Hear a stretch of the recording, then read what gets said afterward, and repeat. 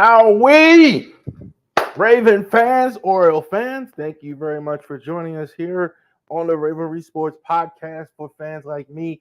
Thank you. Like and subscribe to all of our social media content. If you're watching us right now, you're watching us in the morning now. Done the last few here in the morning, earlier at 10 o'clock. So here on our YouTube page, on our Twitter page, and on our Twitch channel. So definitely thank you, all of you, for out there joining us here this morning to go ahead and get that squared away. Definitely check us out, raverysports.company.site. We got Orioles hats like this. You can get this Adley jersey right here. For that, you can get that on our webpage as well, raverysports.company.site. So all of that good fun stuff is on there on the website as well. Genesis Notary Services, facebook.com. If you are in the Shenandoah Valley area, Winchester, Stevens City, Front Roll, all of you out there, if you're looking for notary service, whatever, house closing, traditional notary, anything like that, we are here for you here in the Shenandoah Valley area. So definitely give us a site. You can book the session right there, Genesis Notary Services /Facebook.com. See Charles Harris, we are LegalShield.com. Reach out to me on the Facebook page. Go Harris Legal Shield Facebook. You can go ahead and on there. You can go on to see Harris Legal Shield as well. But definitely reach out. Be happy to talk with you. All your options with legal options.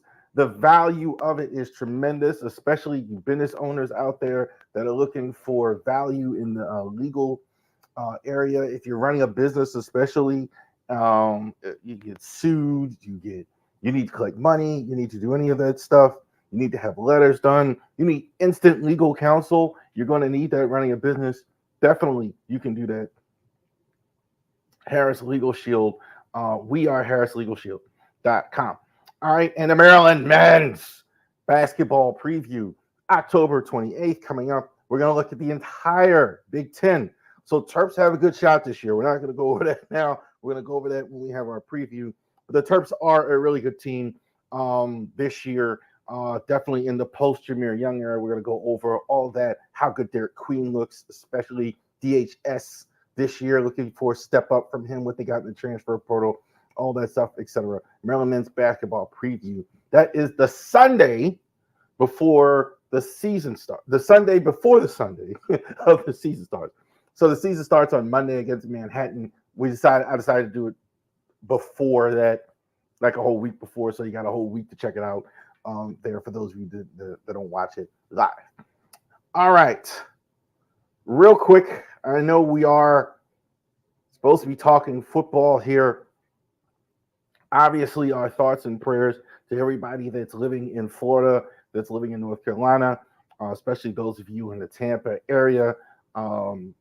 This is a very Category 5 storm. I can't remember that since I was for many, many years. So anything like that. So that's what's going on right now. They just had some terrible storms out there in North Carolina as well, in Asheville. Unusual that part of North Carolina gets storms like that. So thoughts and prayers to everybody out there. It's sad what's going on. I'm not going to politicize this too much. I try not to do that. It's horrible the way they're being treated. Absolutely horrible the way the people in North Carolina, in particular, were treated for the storm. The way FEMA, that was disgraceful, guys. Do better. Do better. Do better, FEMA. Do better, feds. Do better, state. I haven't heard any of them doing it. It's just terrible. So it's bad enough when you have something like this, and then to get to treat it by the feds like that is just terrible. So, but our thoughts and prayers to everybody out there in that situation that is going through that. I know a lot of you Raven fans, and not to football that too much, but the Ravens are going to be in Tampa next week. Wonder how that's going to work. So, yeah, let's go down to business. Feeling good about the win last week. That was one of the better games we've seen all season.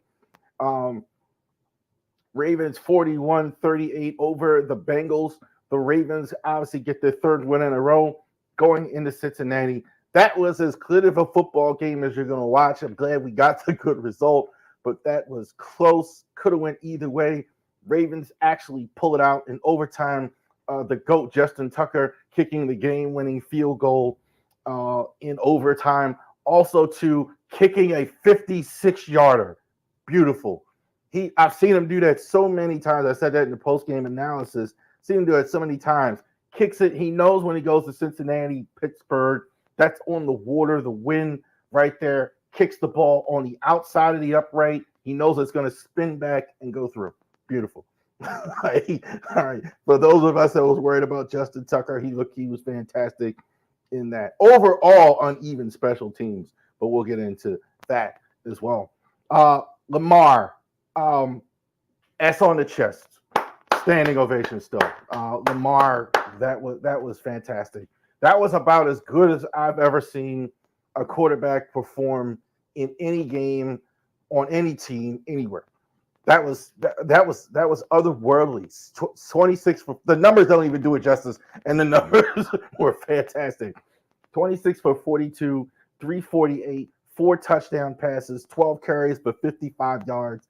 That throw to Isaiah Likely late in the game where he's tackled, right, gets away, spins away from Sam Hubbard, stiff arms him, still gets away, going out of bounds, throwing a dart in the back of the end zone to Isaiah Likely high to where only his guy can get it, turns a massive loss into a touchdown.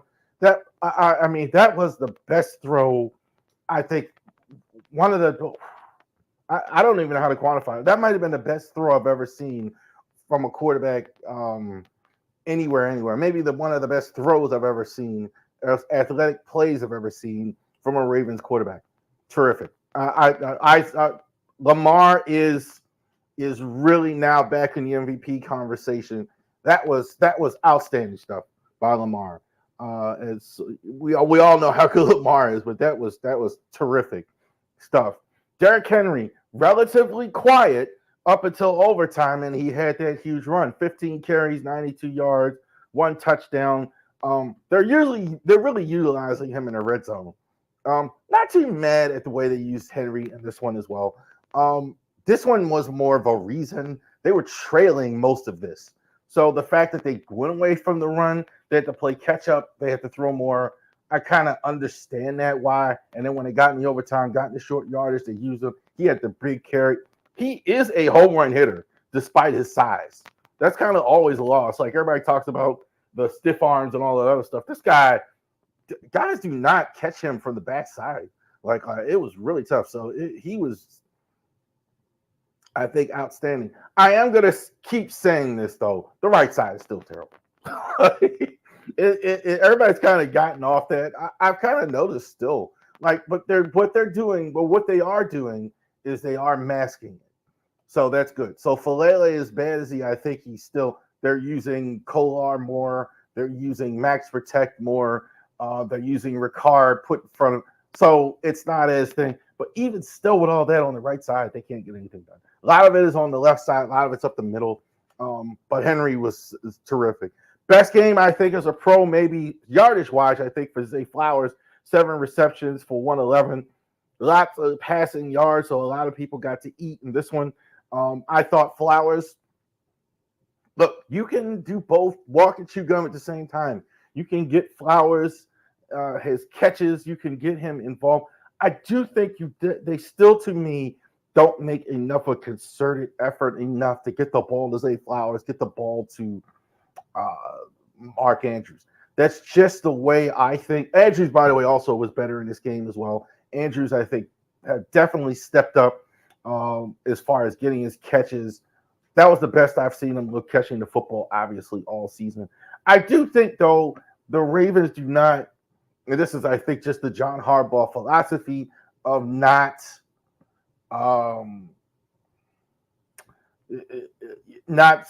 doing that, not forcing the guys or making guys throw, or getting guys in the ring. He kind of always has the answer at the podium. Well, that's the way the game went. Blah blah blah. To make an effort to get guys, you can do that in the flow of the game. You can do that. Make sure that you get Fowler some touches. This guy is a real receiver. He's not just a gadget guy. You don't have to just use him on decoys. So good job by Zay Flowers and the whole receiving core. This was obviously more catches, etc. Defense concerning. Back end has really not played well. The Bengals scored 38 points. Roquan, I think, was pretty good. I think Roquan he was kind of stuck out the most. He had 15 tackles in this one. They're doing okay. They're giving up a lot of yardage. I think they're like second to last in the league in passing yards. They're stopping the run. They're leading the league in run. Teams are not running the football. I think that they're in a real big challenge in this coming game we're going to talk about. But they are really stopping the run. Teams are not getting a lot of rush yards against the Ravens at all. I think that's part of what's going on with the passing. I think the safeties have not been good. In particular, Marcus Williams and Eddie Jackson have really struggled. I think there's definitely a issue there. The corners, I don't think have been that bad. I think they've had some tough luck. I don't really see them getting torched on the outside, on the one-on-ones, etc. when they're doing man-to-man. I think they actually do better, frankly, when they're doing man-to-man. I think the zones all there seems to be a lack of communication in zone. And they keep running zone. I think that's some of it too. I think I would try and maybe run a little bit more man in certain situations, be a little bit more aggressive because they seem to do fine when they're more aggressive in man-to-man. But we'll see. That's kind of not the way football is played nowadays. But Roquan, I thought, was terrific in this one. I think Roquan's been terrific. Trent Simpson's been good too. Trent Simpson's been really good. I was really impressed with him. Very good football instincts that Trent Simpson has as well. I just talked about how great Lamar Jackson was. Joe Burrow matched him perfectly. This is not the situation where we used to win these type games where they have to come from behind, win a shootout. Not a lot of those, like as far as us, as far as the Ravens go. Matching the outstanding quarterback on the other side. Absolutely did. Bro was fantastic. Two errors in this game. Lamar late in the game with the fumble. That cost the Ravens, just about cost the Ravens in overtime. The missed field goal by McPherson and the interception from Joe Burrow to Marlon Humphrey. That was a killer for them. That probably cost them as well. Obviously, they wound up on the losing end. Burrow was terrific. I got nothing else as far as Burrow. Burrow is not the reason that they're 1-4. Burrow was fantastic in this game. Did everything he could to go ahead. They scored. He scored 5 touchdown passes. Like there was nothing he did in this. Burrow was fantastic. No more Joe Mixon there. Chase Brown. Not a lot of run game. They traditionally, even when they had Joe Mixon, didn't run the ball enough. Chase Brown, 12 carries, 46 yards. Zach Moss is there. They're not doing too much on the ground. Teams are not really doing too much on the ground against the Ravens. Outstanding day for Jamar Chase. He was off the meter. 10 catches, 193 yards, 2 touchdowns. Everybody had a problem with Chase. Chase was just running in that middle of the field. This is what we're talking about with Marcus Williams. He was pretty much just running away from him the whole game on the middle of the field. Chase, I think, is definitely, to me, in the conversation for best receiver in the NFL, right up there with Justin Jefferson, Tyreek Hill, right there. Definitely one of the better ones in the league. Ravens, first few weeks have had some tough covers here as far as that. T. Higgins also, I thought, was good in the game. This receiving core is not quite what it was. I don't think Tyler Boyd is gone. And they do have some issues, I think, on offense. The offensive line really didn't think played well at all. Burrow had a good day regardless, in spite of the line. But offense, I think isn't the problem, is it? Because Burrow was there. The Cincinnati defense didn't have a good day either. Obviously, they gave up 41 points. Trey Hendrickson kind of was contained, I thought, fairly well. I think they did a good job. No sacks for Trey Hendrickson. Did get one from Hubbard. He really seemed like he was more in the face of Lamar. I just talked about the throw that was just Superman stuff. Hubbard did get the 1 sack. They really didn't do well at all. Their back end, I don't know what's going on with Logan Wilson. He doesn't look like the same guy to me. Cam Taylor-Britt, their secondary. They let Jesse Bates go a few years ago. Von Bell, they brought back issues on the back end as well. Pass rush not as good. They need their edges really to play well in Cincinnati all the time to have success on defense. I've seen that a lot with them. When their edges really play well, and they often do, then they have a good defense, they have a good day, etc. But when their edges are contained, it looks totally different for them. So that is the game. 41-38. Bengals lose to the Ravens. Ravens were victorious in this one. I thought this was might be the best game of the year in the NFL so far. Outstanding stuff in terms of that. This Ravens team now, I would say, before we get to the next game here, is an offensive team. This is not a defensive Ravens team. This is the number one offense in the entire NFL. This is a team that is excellent. Number one rush offense. Passing offense is as good as I've ever seen for the Ravens, despite all their problems. They're getting 200-something yards, over 200-plus yards a game in the air. So this is a offensive group now. Defensively, I think there's work to be done. I do think the back end has been a problem here. Some of it, I do believe, is the competition. Look, facing really good receivers. I mean, you've had the Kansas City offense. You had Rashee Rice. Then you had Devontae Adams, CeeDee Lamb, Chase, Javon Chase, Jamarcus Chase. So you've had some of the best receivers in the league in the first few weeks. So we'll see how that goes. But we got a game this week. If you're from Virginia and you live in Virginia, you know. Like, this is probably bigger to people outside of Baltimore than it is. But up here, I've been hearing it all week from Commanders fans who are now the 4-1 Washington Commanders coming down to M&T Bank Stadium to play the Baltimore Ravens. NBC apparently wanted to flex this game into Sunday night because they got two teams with losing record, the Giants and the Bengals on Sunday. So we'll see. They didn't get to flex it, so whoever's getting to watch it, so you're going to have Tony Romo and Jim Nantz calling this one, the CBS 18. And this is going to be, if you went past this game, Raven fans, when you started, you shouldn't. This is a much better Commanders team than what we thought maybe at the beginning of the year. A lot of people thought beginning of the year. Lamar's back in the MVP conversation. No surprise. 4 touchdowns last week, 9 for the year, 9 T's, the 1 interception, 1,206 yards passing for the year. Outstanding. I do like this too. For the first time in a long time, not the leading rusher, right? Since he's been here, we've had good run game, but he's been the leading rusher. That's not the case. Derrick Henry is the NFL's leading rusher, 95 carries, 572, 6 touchdowns. Derrick Henry's been terrific. I almost want to say I didn't even realize how the big runs, how that's been missing when we had J.K. Dobbins and Edwards, and like consistently how many of these he gets. I've seen that a couple, like just these long big runs he's breaking off. So Henry's getting his carries, he's eating. Outstanding by Henry. I think it's a nightmare for these guys to try and cover both of these guys, cover Lamar, cover Henry.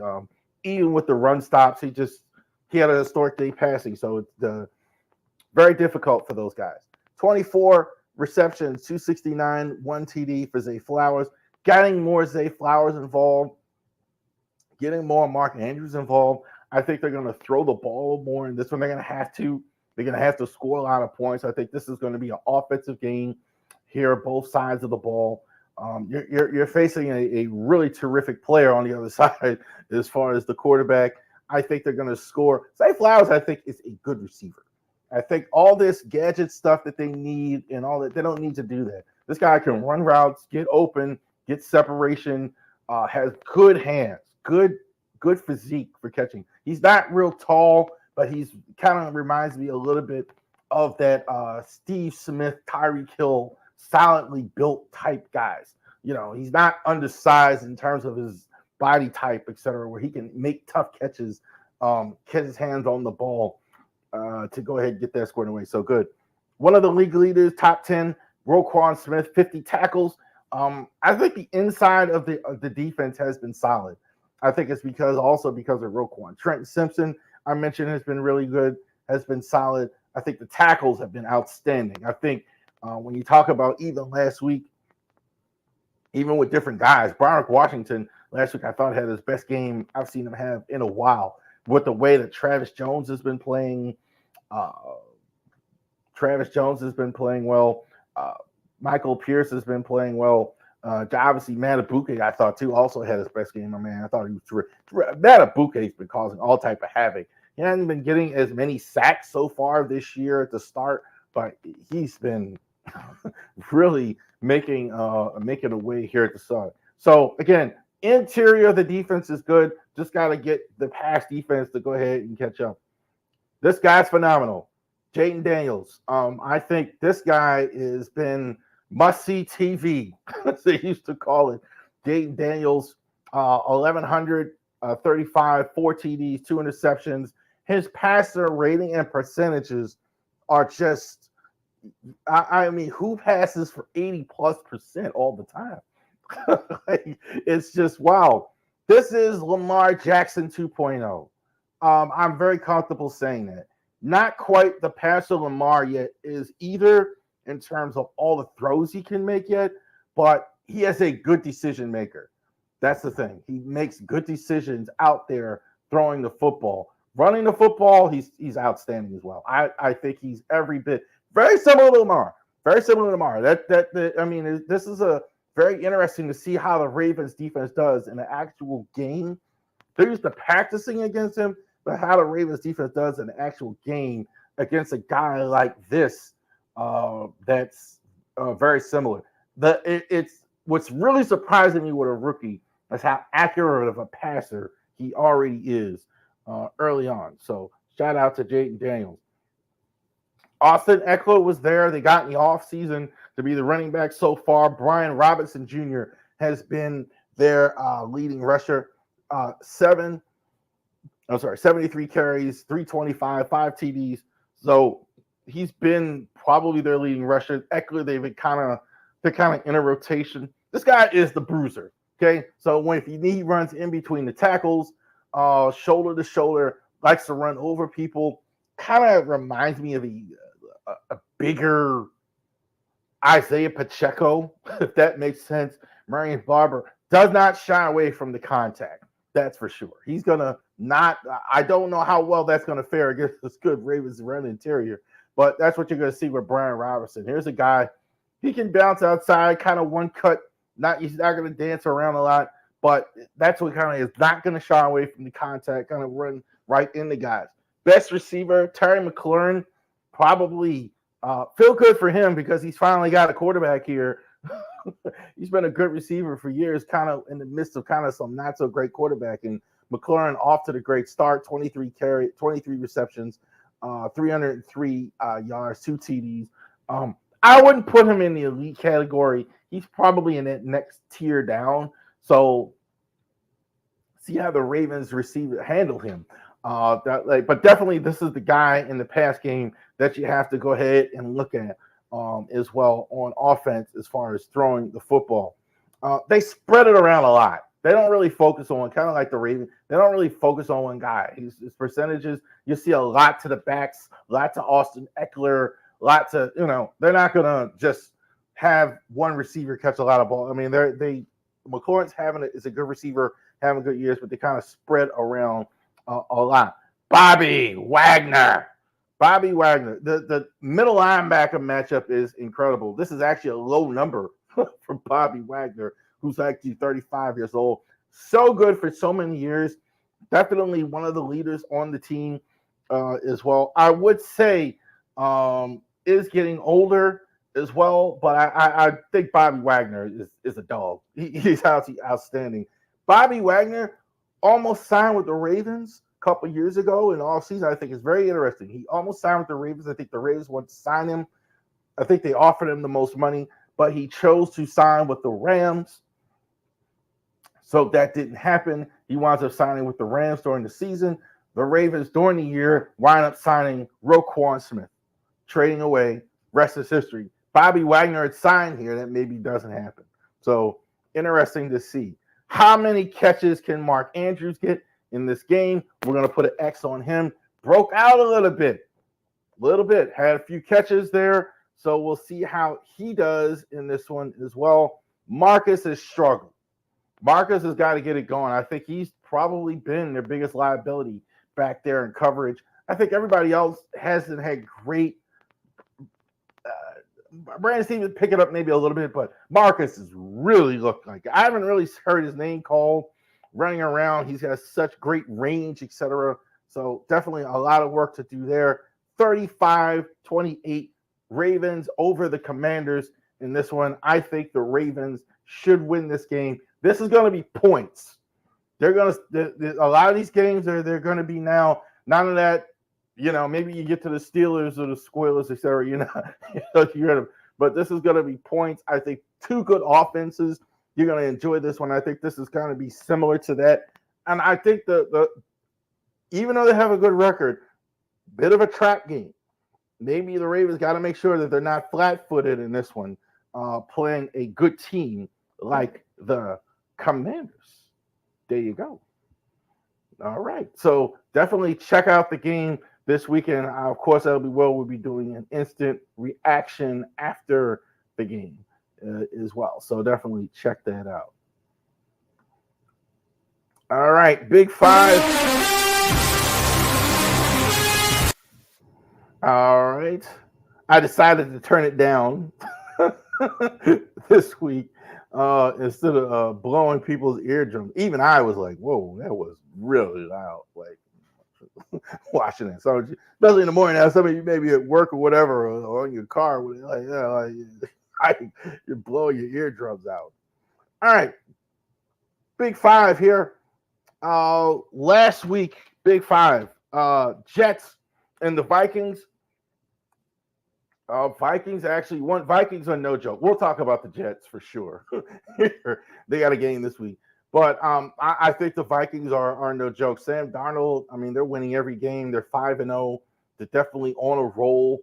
The Jets offense just isn't getting it done. Even with Aaron Rodgers, they're really just struggling. It looks like a struggle. So that's the thing there. Packers and the Rams, two teams that made the playoffs last year. Rams, I think, have real problems. I think they're playing hard.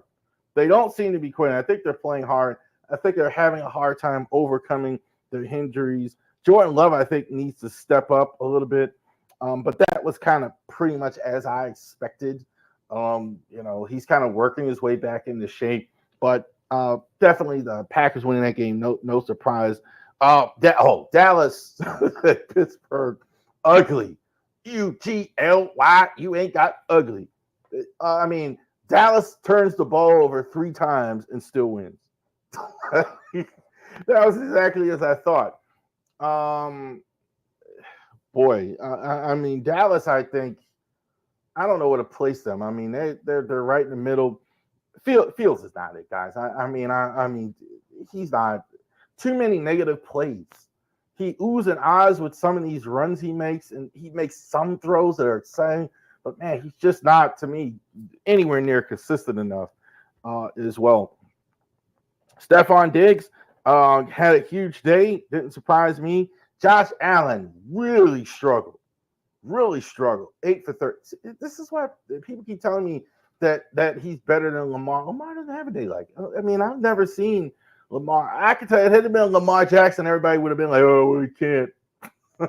I think the problem is with Allen, he doesn't have the talent around him that he once had. I think they'll be fine, though. But, yeah, Diggs was really they were really motivated and to go ahead and get that win. Houston's kind of won, but they've looked a little shaky. But Houston's no joke and really good. and outclassed the Chefs over the Chefs over the Saints. They didn't. Kareem Hunt and Juju Smith-Schuster didn't miss a beat. These guys been there, done that. Former Chiefs, plug them right in. No problem. Chefs really, they're not rolling over for anybody. Nobody's taking it from them. Thursday night game here. This week, the Niners will all of a sudden now have a losing record. They're 2-3 after the loss to Arizona, going against the Seahawks in this one. Seahawks, I think, are kind of a middle of the pack team. I think they're good at times, and they're not so good at times. I mean, for lack of a better way to describe that, they at times look like a team. Man, they're going to the playoffs. They're going to do something, and then they kind of they lose a game like last week, like as well. Niners, I think the injuries are piling up. They're really going to need this game. I think they should get it, but they really have some issues. They got no Christian McCaffrey. Kittle's been in and out. The line has been suspect. Trent Williams still kind of working his way back into shape. Purdy, I think, is pretty good. I don't think that's the problem. Defensively, they haven't looked anything like they've looked the last few years. Teams are scoring a lot of points on them. I think they win. I think they'll have a bigger sense of urgency over the Seahawks. I would say this would be very close. That's a tough home field that the Seahawks have to go into. I'll take the Niners. Shout out to the Bucs going through this. Sure, this is difficult for them. Anybody knows about that, it's these guys, the Saints, and the people in New Orleans. As far as the Hurricane, I think the Bucs are really good. I like the Bucs as far as put some respect on them. Baker Mayfield, Mike Evans, Curtis Godwin, they're good. They really played really well all year long. So I definitely like them. I think they score points. They don't just win one way. They kind of they're pliable too. They have good days on defense. They had a good day against Detroit, stopping them where they only gave up like 16 points. I think they seem to find a way to win. I kind of been pretty impressed with this with the job the Bucs have done. The Saints, I think their issues are for real. Spencer Rattler is going to start this game instead of Carr. Carr is injured. They still have a shot to win this division, but it's going to be tough. I don't think they beat Tampa in this one as well. I think defensively, that's, again, they have a side of the ball, I would say, that kind of keep them in games. I think the defense, Dennis Allen is pretty good on defense. I don't think he's the worst coach in the world, like I keep hearing. But but definitely it's a big step down. I think the reason why it looks so bad is a huge step down from Sean Payton. I mean, that's clear. That's why. But I think the Bucs actually get this one. AFC West, Los Angeles Superchargers and the Denver Broncos. Broncos with a winning record, 3-2 against the Chargers, 2-2. The Chargers, I think, if you could keep Herbert on the field, I think you actually have something. The thing you obviously like about the Chargers is the formula. You know what it is. You got Greg Roman there as the OC, J.K. and Gus running the ball. They're going to run the football a lot. They have a really good quarterback. They don't have a receiving core. McConkey, I think, had his best game the last time out. Matt McConkey, the rookie. So they have offensive line, even though they had some injuries. I think that's causing it. Denver, I don't know if you go into Denver and win, though. Denver is really good in terms of their performance so far this year. Patrick Surtain might be the best cornerback in the league so far this year to date. He has really, really played well on defense. I think the defense has been good. The offense, I don't think, is great. I think, like some people are saying, it does to me look like they have some training wheels on Knicks, but playing within himself, I think that's very good. I think they're doing what they have to do. I think they go ahead and get the win. The Lions and the Cowboys. I think the Cowboys are going to be beat up pretty good by a real football team. The Cowboys, I think, all they have on offense is CeeDee Lamb and Dak Prescott. That's all that's there. There's nothing else. You know that they're really their offensive line is really a really work in progress. There's almost no run game at all. They're still developing on the other side at receiver, tight end. A lot of Ferguson, I think, Ferguson's pretty good at tight end. Their defense is got a ton of injuries. I didn't see Micah Parsons. I didn't see DeMarcus Lawrence. They got a lot of injuries on defense. I think the Lions beat the brakes off of them, frankly, in this one. Lions haven't always looked good. I like to see them look good, though, but I don't see any way they lose to the Cowboys. Oh, yes, the Jets. I love you, Jet fan. I love you. I love you, Jet fan. This is the goofiest firing of the coach I ever saw. I'm going to talk Buffalo quick real first. I think Buffalo kind of is what I kind of thought. Not as good on offense. Allen, as a result, hasn't been as good. So they've really struggled. I think defensively, they kind of go as the teams kind of go as they have good defensive performances. I think it's kind of struggled the defensive line. They need to step up a little bit as well. They're not going to have Von Miller got themselves suspended. So they defensively, if they can play well on defense, they're going to win. I think they possibly. I don't know if they win this game though. They should. I think they're going to win this game. The Jets. That's the goofiest firing I ever saw. Just truly like goofy. Like what? So let me get this straight. It's Robert Saleh's fault that the offense is bad. He goes and wants to fire the OC, or at least demote him, Paul Hackett, who's been struggling with Aaron Rodgers. Aaron doesn't show up to camp, but this is his fault. Right? I love you, Jeff. And the media, that's even funnier. Well, he didn't. Oh, stop. His defense has played well. They gave him no offense. They gave him no authority to pick the players, but it's his fault that they're losing. That's crazy. That said, despite everything I said, usually you see teams, and they are a decent enough team, I think still, when a coach gets fired, a team plays with a little more fire, at least the first 2 weeks. So I think that happens, and I'm going to take the Jets in this one. There you go.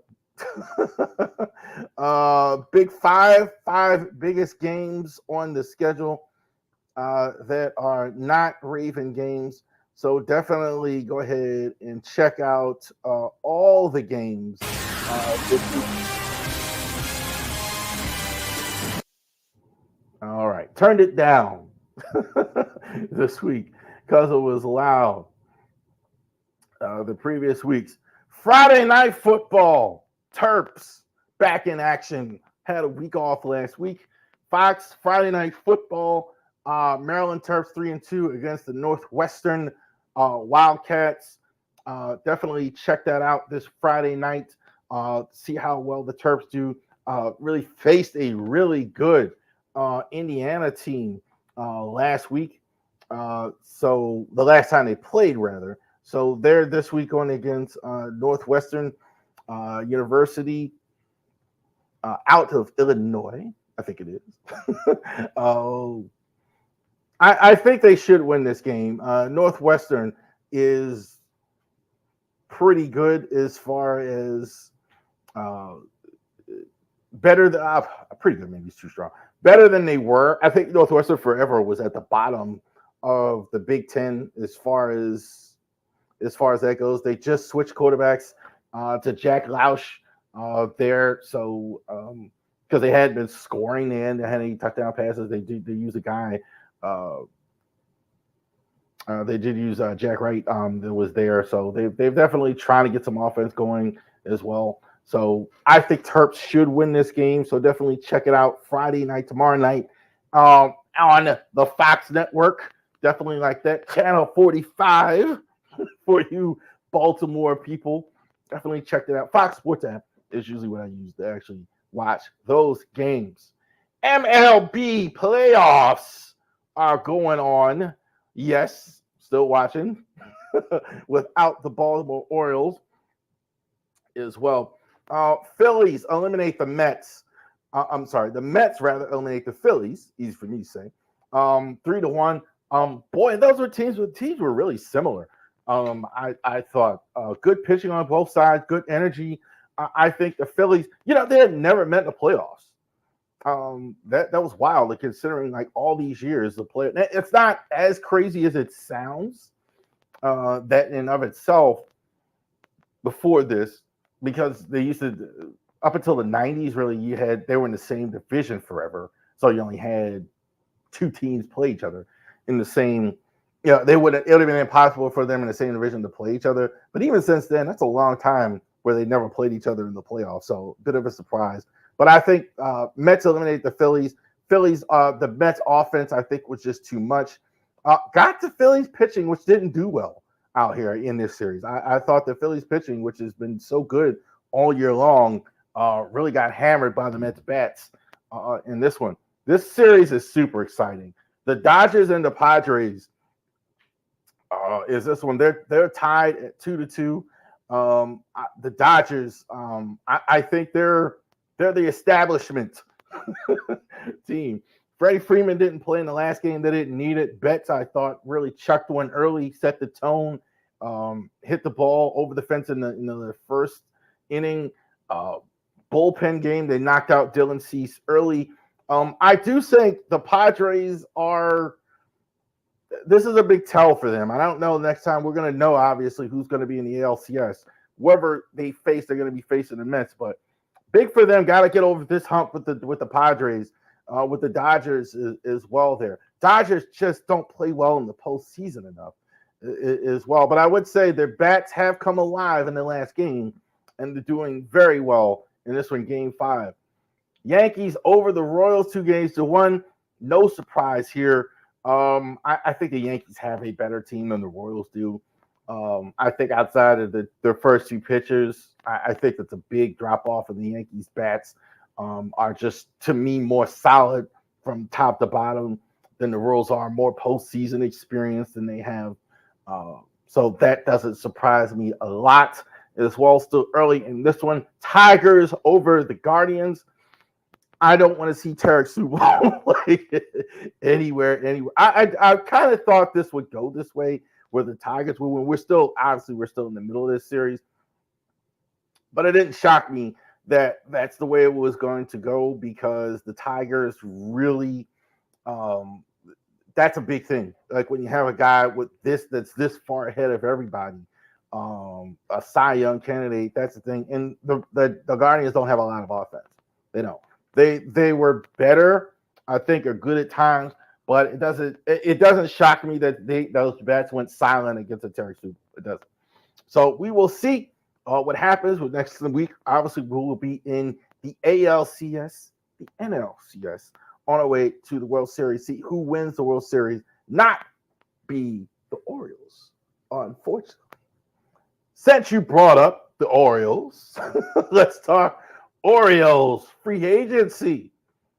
So now we're into Orioles off-season content. So we're going to talk a little Orioles 24-25. Obviously, we're in 2024. We're going to finish out 2024. We got a few more months. We're here in October. We're going to go into 2025, the next season. So I just phrase it that way, 2024-25 free agency. This off-season. Now, it hasn't started yet technically till after the World Series. So while the World Series is going on, Orioles are eliminated. They can kind of get all of their ducks in a row and see what's going on. They have had some executive changes, business executive changes. Greg Bader, some of those guys are gone now as well. The Rubenstein family is now integrating themselves into all the executive spots, etc. as well. Mike Elias, obviously, and on the field, the baseball operations is staying on. Mike Elias and Brandon Hyde have been retained for next year. So that part of it is stabilized as well. So now this is the David Rubenstein era of the team as far as free agency. That matters a lot. With the Angelos family, it really wasn't any drama here in free agency, right? There was no chance of anything happening, right? If a guy was making, I even see it now with the guys they already have. Like the Zach Eflin trade probably wouldn't happen under the Angelos family. Having Corbin Burns here probably wouldn't happen under the Angelos family. Anthony even like Anthony Santander, everybody kind of went past that when he made like 15, 16. They probably would have let him go or traded him off already because of the lack of resources. The Orioles had a severe lack of resources. That's all we're down. So the Rubenstein family is here. David Rubenstein is here. His ownership team is here. Lots of billionaires, lots of money to go around to have at least immediate resources for them. Now, that said, that's not always the end all be all in a lot of these cases as we start to go over these free agents. Now that you have resources, do you have enough to actually go ahead and get some of these free agents on this list? Be interesting to see how this goes. Now, baseball is a little different than football, a little later. So guys really don't have any really room to do anything for the first 6 years. They're kind of stuck with the team. So you have the first 6 years, the last 3 of the 6, you have arbitration. So I mentioned that here. So here's the first list of arbitration. You have arbitration, these guys, first time going through arbitration, second time guys going through arbitration, et cetera, et cetera. So it's like football parable, restricted free agency over and over, right? So they're basically, you get a raise, you get to, slot a little more with the team based on performance, but like you're not a real free agent until you actually get all the way through. There actually are some guys too with club options, so we'll talk about that as well. All right, how time flies. Adley getting his first year arbitration. So 2028 is the year he's a complete free agent. He's going through arbitration for the first time. So is Dean Kramer. So is Emmanuel Rivera. So is Tyler Wells. Definitely, I don't think there's going to be a lot of drama here. A lot of these guys will be back. Interesting to see now, and I mentioned the resources, to see if Adley can get an extension. See if the Orioles can extend an Adley Rutschman and get that signed and taken care of. Dean Kramer, I think it's just he's going to go ahead and get the arbitration for a year. Probably same with Emmanuel Rivera. He'll be there. Tyler Wells, I'd assume they bring him back. I don't think there's a lot of drama here with these guys. They're all going to accept arbitration. The one thing is, can they get a long-term deal done with Adley Rutschman?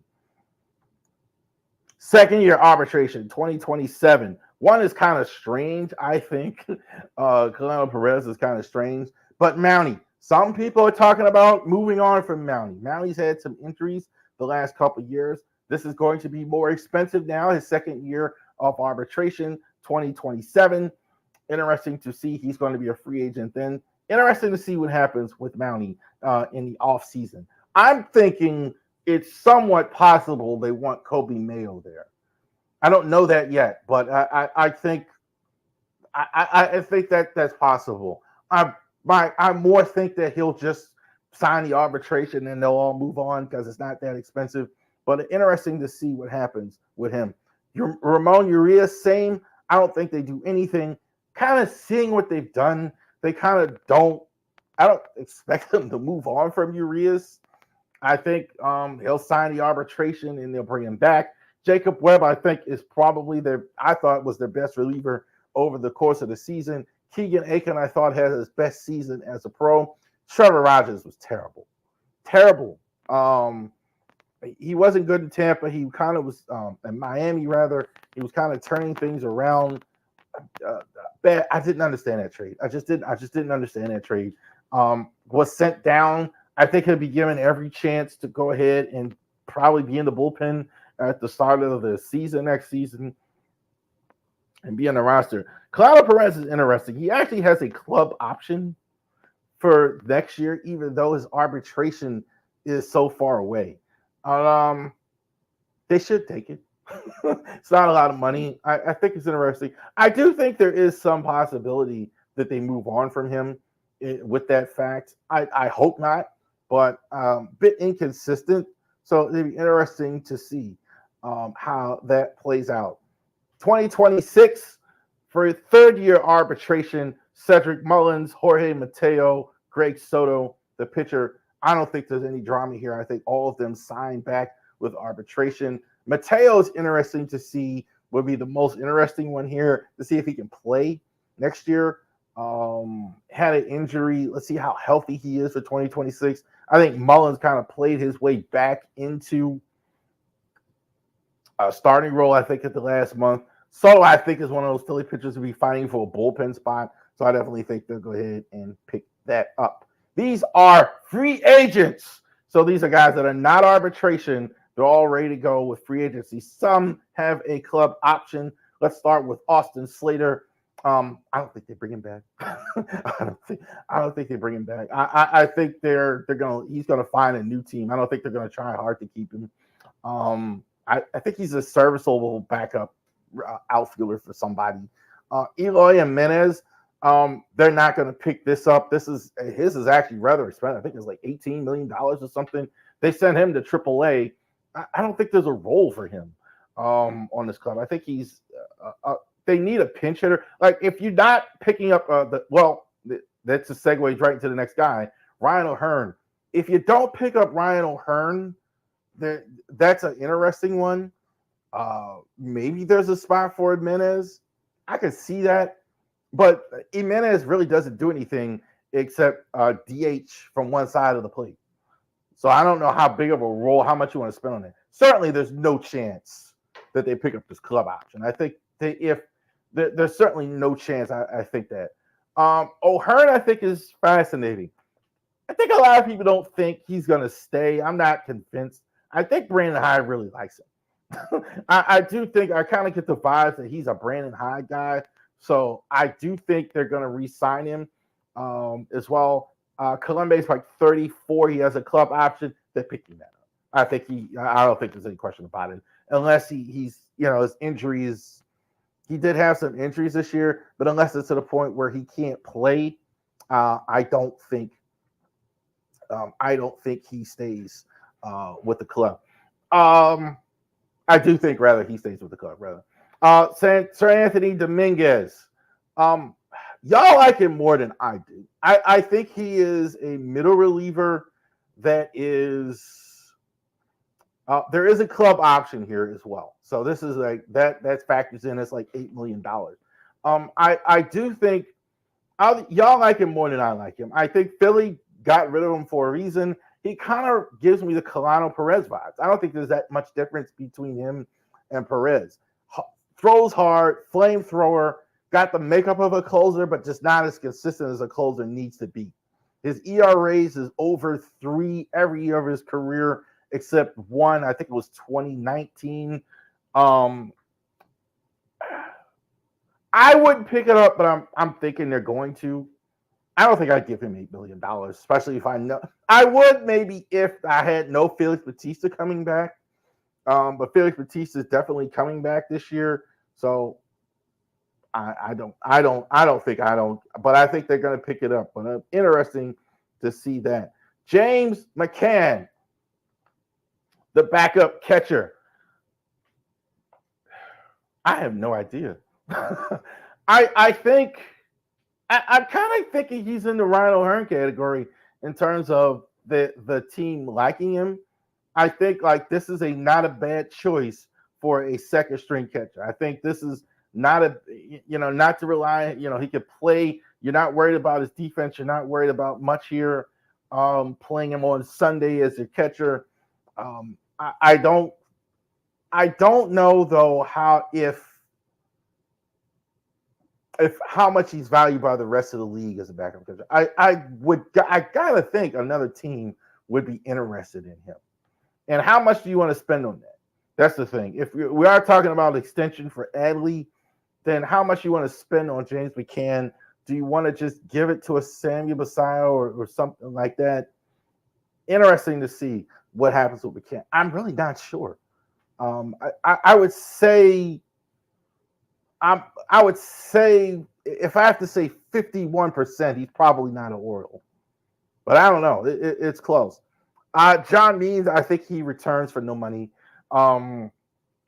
I think they're going to give him one more shot. I don't think he's going to have much value around the league. I think the Orioles do value him. I think it's over for Means, though. I don't. He just can't stay healthy. He can't stay healthy. He's a good pitcher. I think he's a solid pitcher. I just don't think he's healthy enough to be a major league pitcher on a consistent basis. I'm not even sure. I mean, I'm not even convinced he comes back at the beginning of next year, early. I mean, we've seen that movie before, so I think though they'll give it a shot. I don't think it'll be expensive, $1 or $2 million. I think Batista. I think they're going to give him $1 million next year. I can see a deal like that for me, like a $1 million, $1.5 million, $2 million, where they try it again. All right, now what we've been waiting for, Anthony Santander. I'm pretty sure he's gone. With Heston Kjerstad coming up in the outfield and right field, I think that's definitely part of why. I think some of the numbers, I think some people are saying is 16-7. It's a pretty good chance he could get $20 million. I don't think the Orioles spend that kind of money on Santander. It's not unheard. I don't know that he's going to get $20 million. But it's tough to tell. I mean, he had 44 home runs. The sabermetric guys wouldn't like him because of his low average. But that's a lot of production. Look, I look at teams like Seattle, Minnesota, San Francisco. They all could use a guy like this.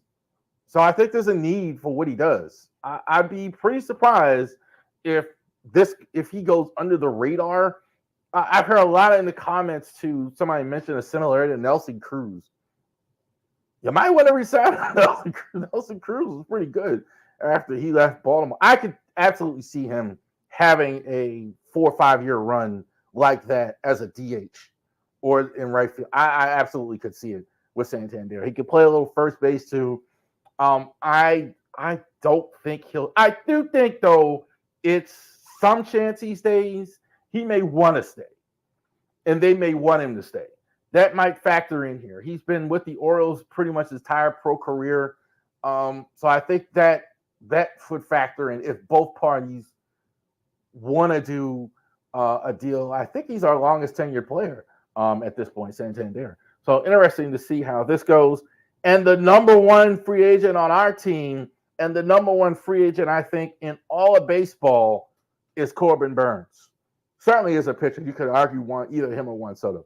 I think it's very little chance we sign Corbin Burnes. You have the resources, I think, to bid. I think they'll give it a shot. I don't believe it's going to be uber expensive. And even if you pay it, I'm not sure he wants to stay here.